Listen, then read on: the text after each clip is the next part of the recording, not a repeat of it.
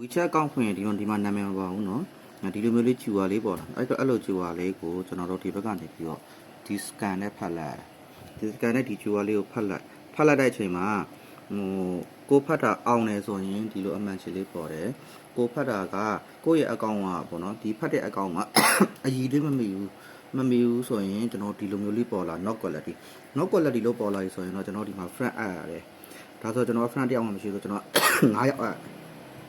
အပ်ပြီးသွားပြီဆိုတာနဲ့ကျွန်တော်ဒီမှာပုံတင်ရမယ်ပုံတင်ပြီးရင်ကျွန်တော် channel တစ်နာရီလောက်ကြည့်ပြီးလိုက် channel ကြည့်တယ်ဆိုတော့ကဒီမှာဒီ search လေးကိုနင်လိုက်ပြီးဒီမှာChinese language ဆိုရိုက်လိုက်ရင်ဗီဒီယိုလေးချက်ပေါ်လာလိုက်မယ်အဲ့ကဗီဒီယိုလေးတစ်နာရီလောက်ကြည့်ပေးနာရီဝက်တစ်နာရီလောက်ကြည့်ပေးပေါ့နော်ကြည့်လိုက်ပြီဆိုတာနဲ့ပြန်ဖတ်လိုက်ရင်ဒီလိုမျိုးလေးပေါ်လာလိမ့်မယ်အဲ့ဒီမှာကိုဖတ်လိုက်တဲ့အကောင့်ကဒီမှာ limit ဆိုတဲ့စလုံးပါလာပြီဆိုတော့အဲ့ကအကောင့်ကအနည်းဆုံးတစ်လဒါမှမဟုတ်ရင်အများဆုံး3လဆောင်ရတယ်ပေါ့နော်3လဆောင်ပြီးသွားတာနဲ့ friend 2ယောက်လောက်channel လေးတစ်နာရီလောက်ကြည့်ပေးပြီးတော့လည်း scan ဖတ်လို့ရသွားပြီscan ဖတ်မရဘူးဆိုတဲ့သူတွေတော့ပါနော်